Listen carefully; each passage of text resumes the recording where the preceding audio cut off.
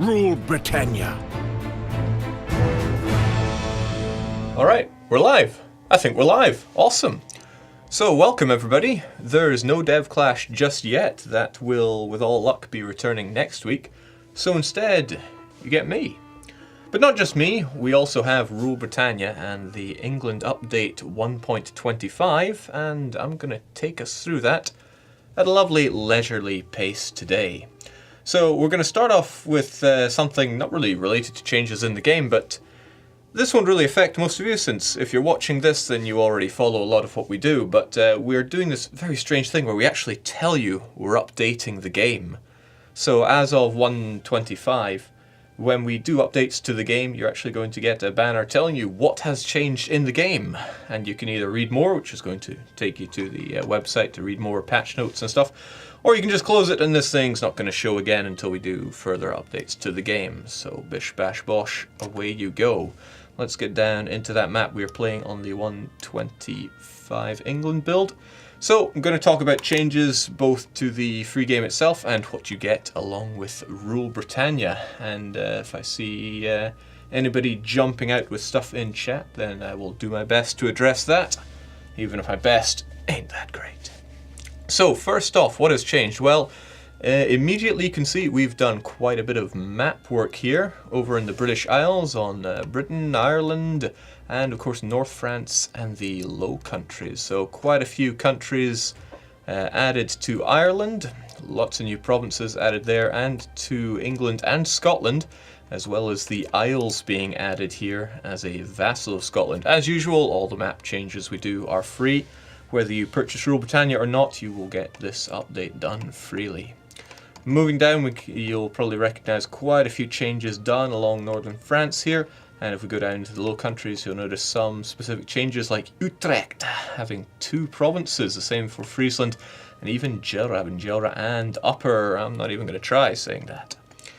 In addition, there have been lots of national ideas added. We have plenty here in the Low Countries, Frisian ideas, Utrecht ideas, Brabant, Flemish, Liège, even Aachen ideas. How about that? Also plenty of them going on in Ireland, as well as changes done to English ideas, and what's that? Even Highlander ideas. That's going to apply to the Isles and Gaeldom, which can be released in the Highlands of Scotland. So, pretty neat there.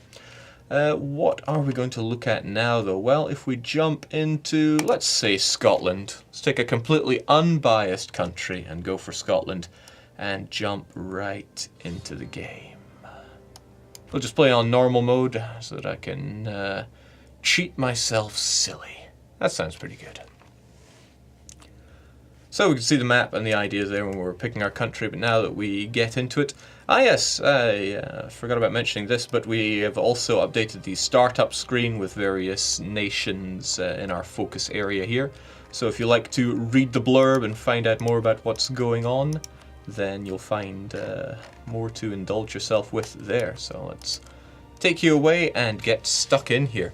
So one huge change we've done in the game is we've overhauled the mission system. So previously you would get 3 missions to choose from. I see somebody saying always go full Scottish. Man, just wait till you see the player profiles. Maybe I can't say that. Maybe I shouldn't say that. Okay, back to it. The mission system. Now, previously they were coupled with the decisions and policies, and you would pick from 3. We have divorced the 2. Missions now have their own tab, and we have given them quite the rehaul. So instead of getting 3 somewhat weighted random missions, you can see all the missions available to your country from the get-go. And as we can see here, we've done some pretty involved mission trees for the Scots, the English, and the Irish. So this is a Scottish tree, for example, revoking the Isles, starting off with us there, where we have to own the provinces of the Outer and Inner Hebrides, which are currently held by our vassal, the Isles.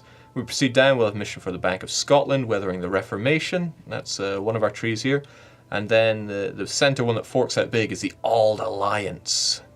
We secure our alliance with France, and then we can go into Ireland, advancing the frontier, or claiming the Northern Isles for ourselves. So This, for example, is one of the mission packs that we have added. If you purchase Rule Britannia, you'll get this specific Scottish mission tree, but if we look over to the English, for example, they too have a specific mission tree made in Rule Britannia, very lengthy and involved, and indeed if you form Great Britain, this one is going to grow branches and leaves as well. It becomes quite meaty. Now, we said this is an overhaul for the mission system in general, and indeed it is. Even if you do not purchase Rule Britannia, you'll find that this has changed across the world. If we look at France, for example, this, regardless of if you get Rule Britannia or not, if you upgrade to 125, you'll find the mission trees around here. We have generic missions in the center and flavor missions translated from the old system here into the new. So French missions, some have been redone or repurposed for this. They have their Reconquer Gascony down to Provence, taking on Burgundy. This will take them all the way down to their claims in Naples. And there is the other tree that's based around retaking Normandy, Brittany, Picardy, and so on and so forth. Another good involving one to look at, which again is a free part of the update here, the Ottoman tree. This is a real beefy one to check out, because they have plenty going for them here.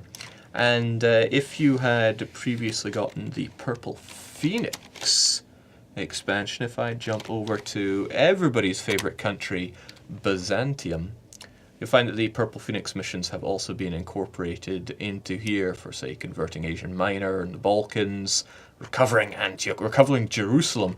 Where's my favorite one? Where is my favorite one? Annihilate Venice. The time is ripe to exact our gruesome vengeance and hang the Doge from his own walls. So yes, how does the mission system work then? Perhaps it would go a long way if I would actually answer that question. Let's make our way back to Scotland, shall we?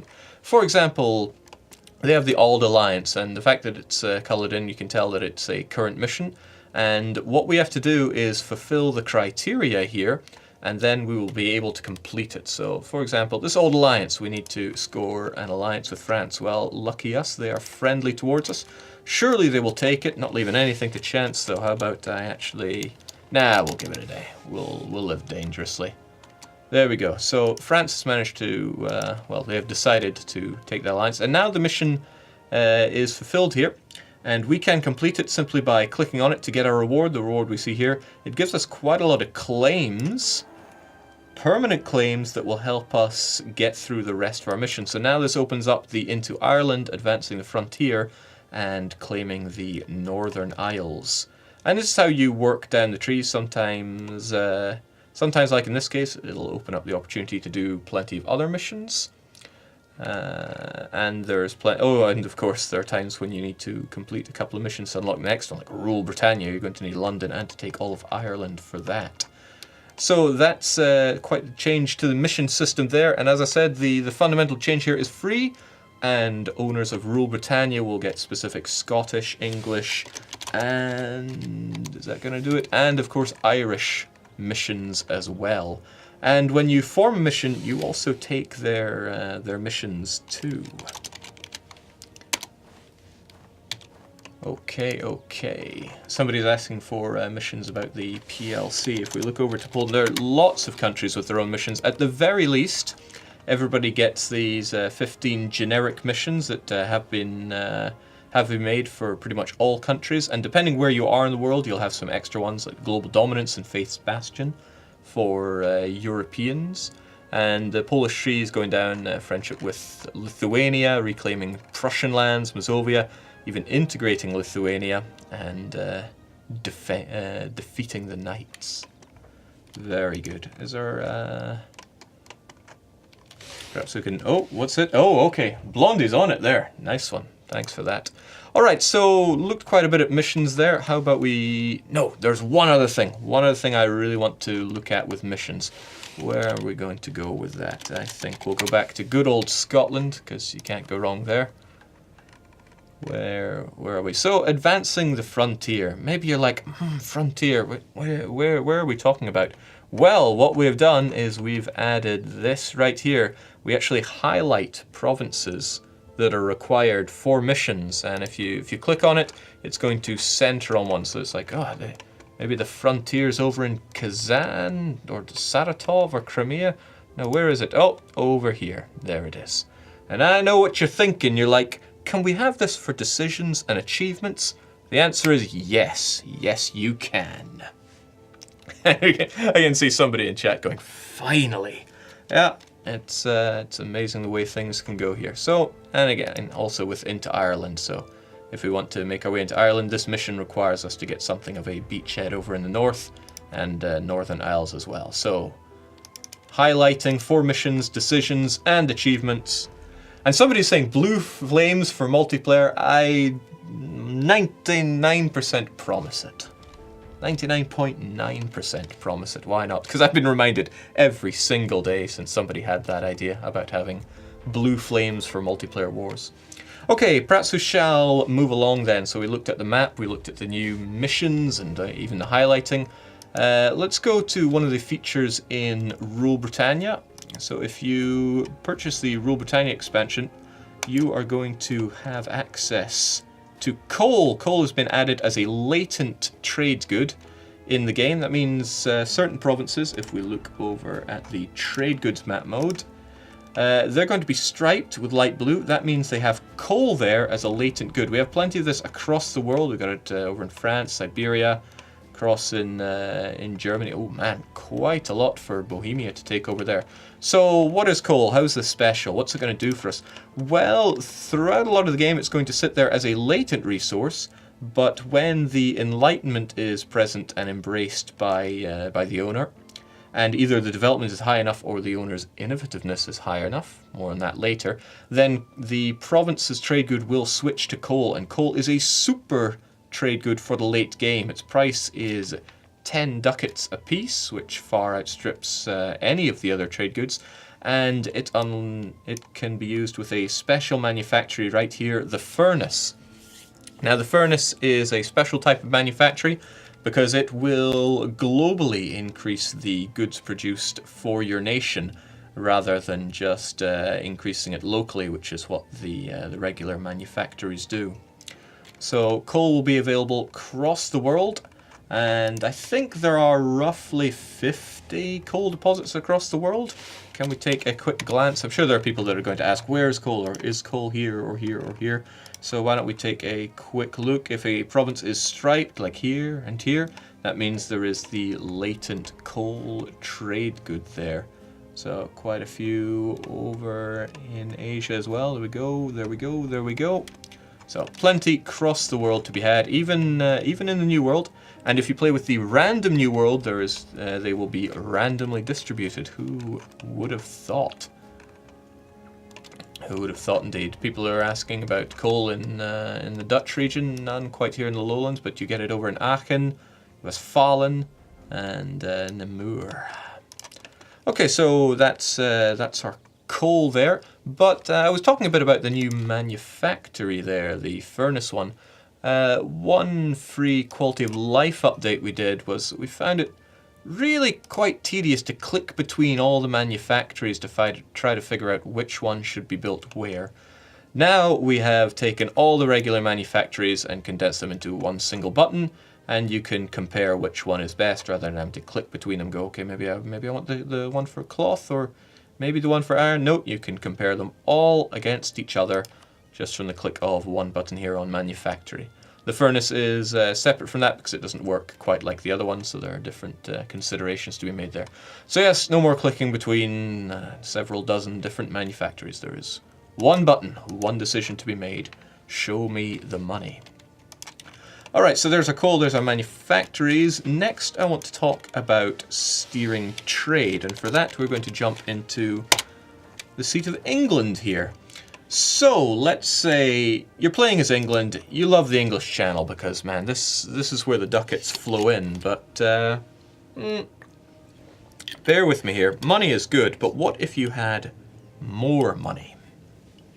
Well, we already have our merchant over in Lubeck, and he is sending as much money as he can here, but the thing is we don't really have that much influence in Lubeck. We've got like 9%. I want the heavy hitters here to help me out, like Lubeck or Denmark. So, because we live dangerously, we're just going to declare war on Lubeck. And because I'm really good at this game, I'm going to use... Oh no, it's a Swedish keyboard! Why do people do this to me? Blondie! Yes.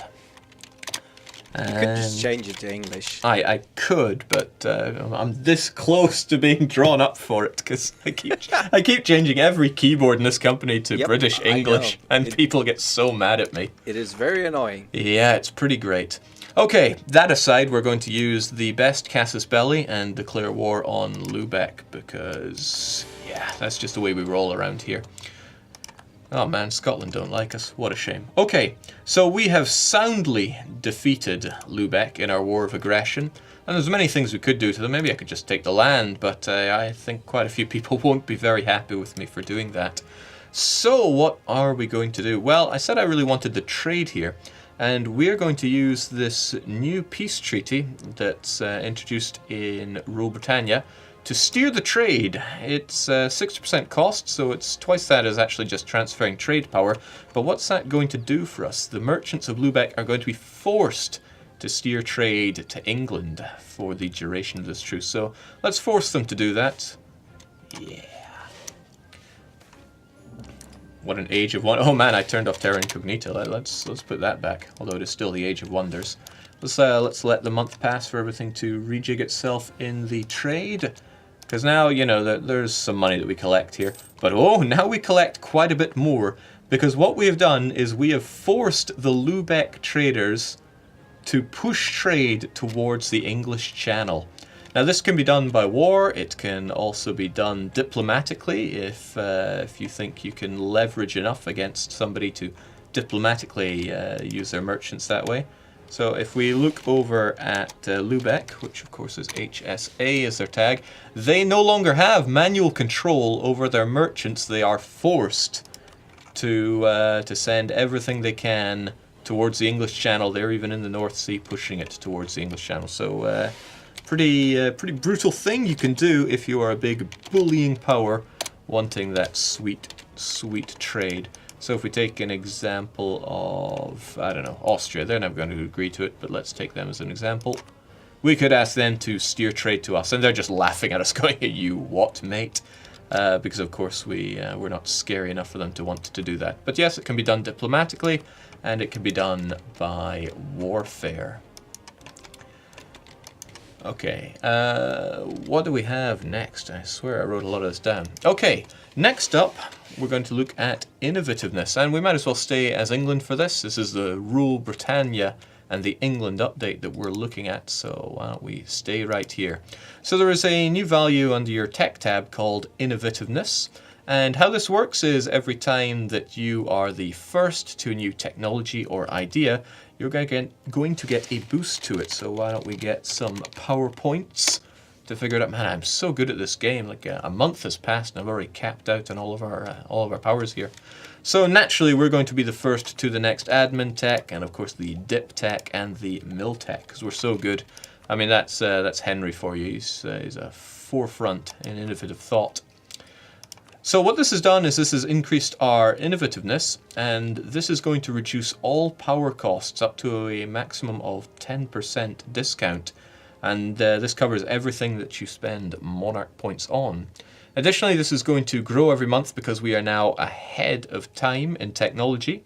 But if we stop being ahead of time and actually start relying on the neighborhood bonus, that's when our innovativeness is going to start dripping away. It's also affected by various events in the game. So if you do invest heavily in your technology rather than spending all that on, say, expanding, if you really want to play tall, then you will have a cutting edge in innovativeness. If you also get it quite high, let's just put innovativeness, there we go. It also affects your tradition decay, so your army and your navy tradition will not decay quite so fast. Now, it's unlikely you're going to hit 100 innovativeness in the course of a casual campaign. I mean, I say that, there's always going to be people that find their way to it, but if you focus quite a bit of effort into it, you should be able to get to 50 or 70 with some fair investments. Somebody is asking, Dev Clash theme for next week. Can we mention theme at all? Can we use the V word? What? Vintage. Oh yeah. Can we say that word?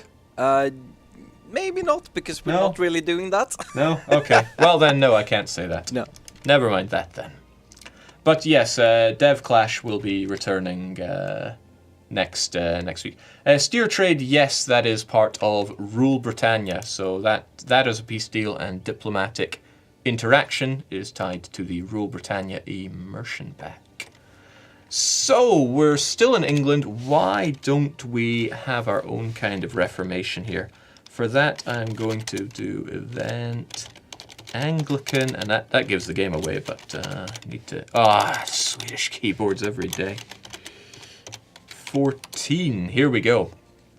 So, again, for owners of Rule Britannia, in the game we already have Catholicism and Protestantism and Reformed and Orthodox and Coptic. If you have Rule Britannia, you will have a special religion possibly appearing in the British Isles after the Reformation breaks out, and that allows you to fund a new state church, and that is going to enable Anglicanism.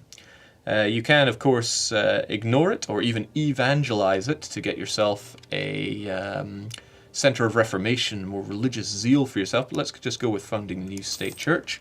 Turning us to the Anglican faith. It's here in London and over in Coventry. How fortuitous for us. So what does this do for us? We've got Anglicanism. It reduces the cost of developing, so if you want to go as Tall England, all the better for you. You also get an innovativeness gain, so every time you gain innovativeness, it's going to give you 50% more when you get it there. You use church power for the Church of England, and you can use them on these direct actions for your Anglicanism. Let's give ourselves some church power. Underscore. There we go. So just like that, we managed to max out our church power because we are a great player. So you can, if you do have access to consorts, you're actually able to spawn yourself a new consort or divorce them. Divorcing, to put it nicely. There are also a few actions to dissolve monasteries, granting yourself monopolies, and the Supreme Governor progress giving you extra stability. So what are we going to do? Let's get ourselves a new local noblewoman. There we go. 133. I mean, that's good, but we can always do better, can't we? We can actually just immediately divorce them as well. How do you get church power? That's a good question. So it's based on how good your monarch is, and you also gain a base growth, and then it is multiplied by your religious unity. So right now we've just converted. Most of our land is still Catholic, so it's not going to grow all that great, not to mention Henry the Dunce Lancaster is not helping matters. But you drive up your religious unity and have a half-decent monarch, and this will grow quite steadily. So it's your base monarch point gain. For us that's 9 divided by 10. And then multiplied, of course, by your religious unity. So, of course, we will want to convert our lands and get that up. Okay. And, of course, there are plenty of events relating to the Anglicanism, and you can spread it by fire and sword if you so desire. Right, what else are we going to look at? We've got, here's a new alert that we have hanging over us. What does this mean? Well, it means we have access to naval doctrine. This appears in our military tab right here.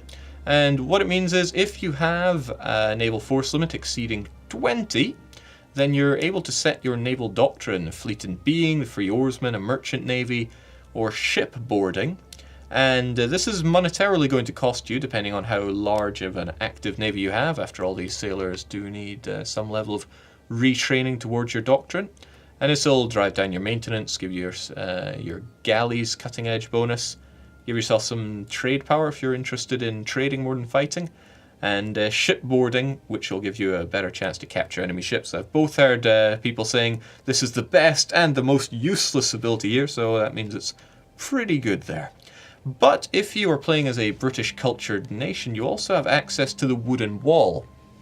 Now this gives you a unique ability where you get +1 to all combat rolls in battles on the sea, which border your own provinces. So in this case, we'd be able to fight super strong in the Channel, the Straits of Dover, coast of Holland, Dogger Bank, because it's adjacent to provinces that we own here. So probably a pretty good idea to grab the wooden wall. It's going to help you defend your island so much better. And of course the cost is based on the size of our navy. Basically the amount of sailors that you have, 1/10 of that is the monetary cost there. Colonial nations, no, the steer trade isn't done on your subjects. That is still using the transfer trade power. Okay, there's our naval doctrine. I also want to talk about knowledge sharing. Now, at this point, the institutions are pretty widespread over here, so let's go to somewhere that they're not. Let's play as one of my favorite nations, actually. Let's go over to Novgorod. That's quite the fitting place. So, we have a problem called Muscovy, and we might need some stronger friends in fighting them. And to that I look towards Kazan and the Great Horde. Because institution-wise, feudalism is rife in, and of course embraced in Muscovy, but not over in the Hordes. They don't have access to feudalism. That's giving them quite the tech penalty. Let's say we want to elevate them a bit, maybe even uplift them if we will. We have this option now to offer knowledge sharing, okay? And what this does is they will pay us 10% of their income each month, and we are going to boost the latest institution in their capital area. So in this case it would be these provinces in the state of Kazan. And you know what, let's just do it to show it. Now currently they don't really want to because they don't really like us that much. So we're actually going to get some opinion with Kazan. Normally I would just send a diplomat over to make them happy, but am I doing that with the right people? Kazan with Novgorod. They don't want to listen to me. Perhaps if we allied them, they'd be a bit more interested. There we go, now they're listening to us. They always do. Here we go. So now they're quite a bit more open to the idea of some knowledge sharing. So here we go. Going to get that, and we're going to enjoy their income. And if we look at that, embracing feudalism will speed up in the Kazani capital area. And as we see here, it is now growing considerably faster because of our knowledge sharing. It's also affected by other spread bonuses they have. So hopefully we can strengthen Kazan in our fight against the Muscovites. This can also be done with your subjects too. Do we have any bit? Well, let's say... I have a good idea. There is a certain turn of events in the game which will make the Ottomans vassalize Crimea.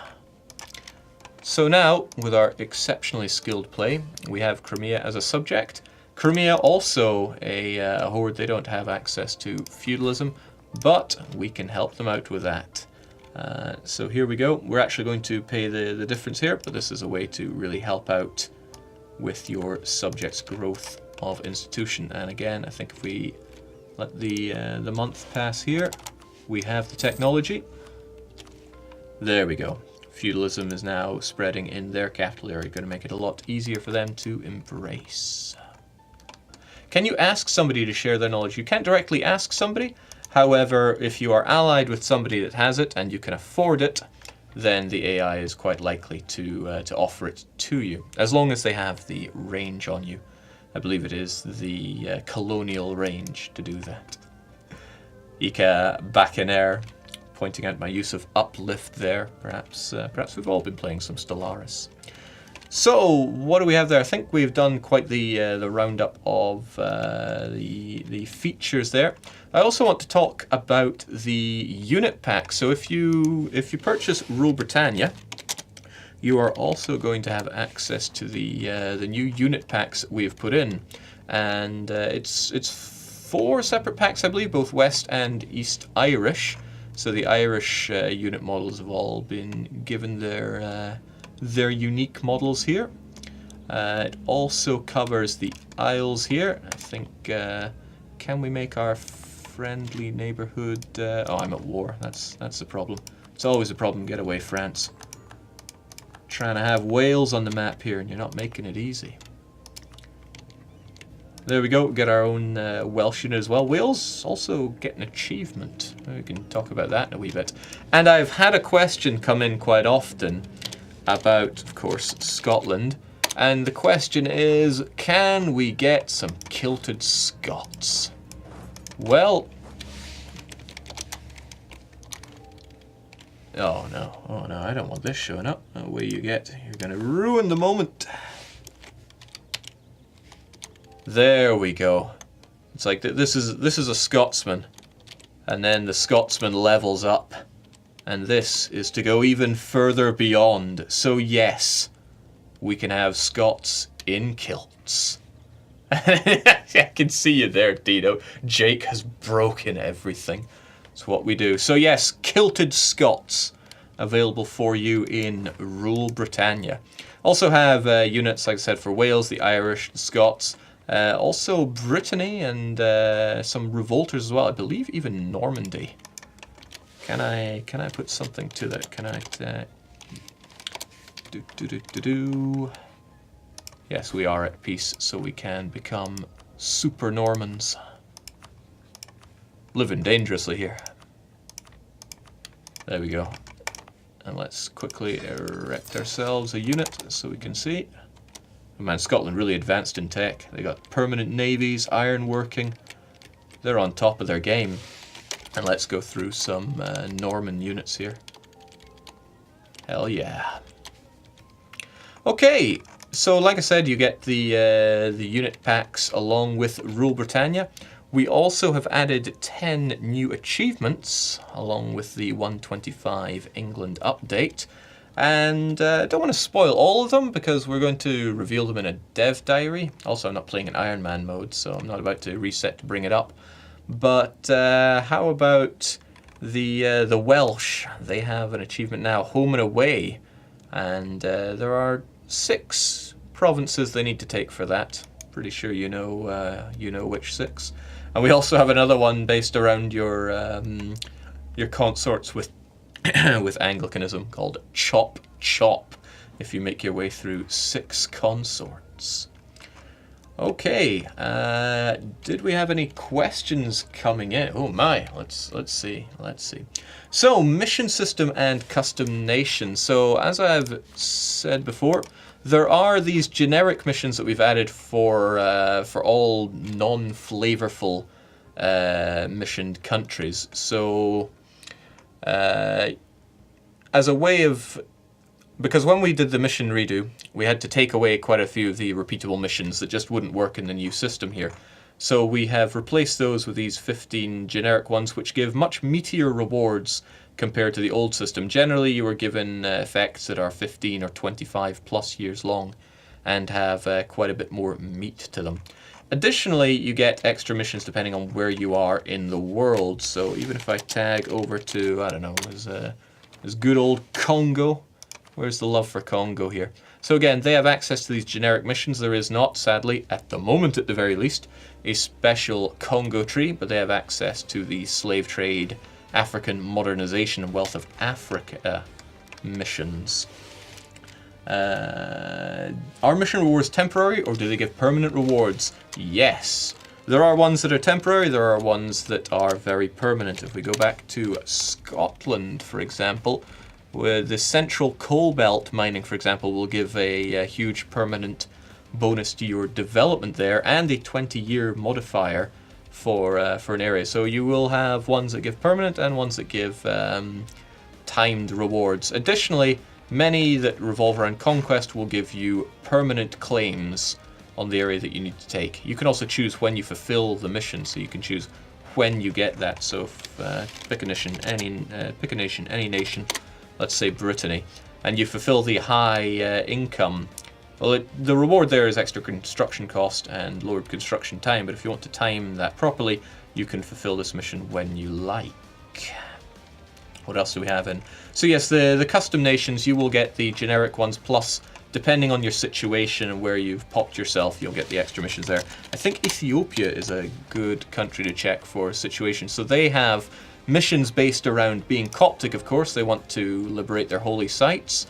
and as such their mission tree is going to reflect on that, the liberation of Cairo, Antioch, Yerevan, and such. And again, based on being in Africa, they get the African missions as well.